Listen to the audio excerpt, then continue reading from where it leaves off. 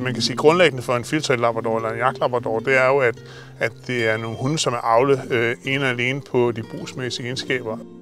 At det er nogle hunde, som vil arbejde for dig, som vil se op til dig, som er nemme at træne, og som har stor passion for det, de skal ud og arbejde med. Hunde, som er præmieret på markprøver.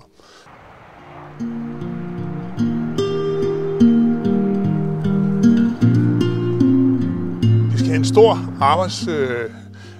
kapacitet, en stor passion for at arbejde, og det skal det uanset om det er kl. 9 om morgenen, eller det er kl. 17, og solen er gået ned, og man er ude og lede efter den sidste fasan ude i skoven.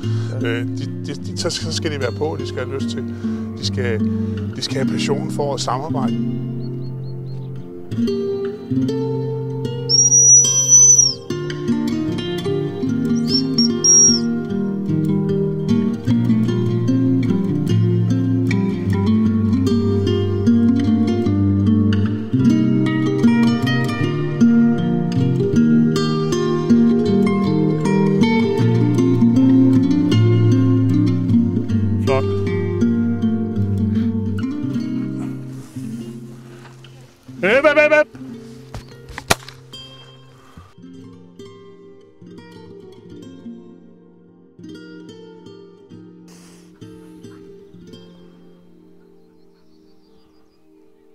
Ja, vi går lidt igen.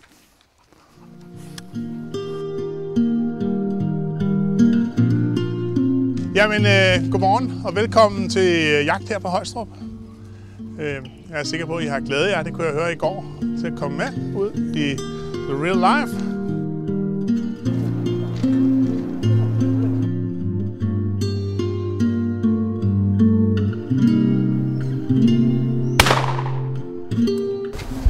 Vi liner lige op Charlotte, Preben, Michael og Mogens.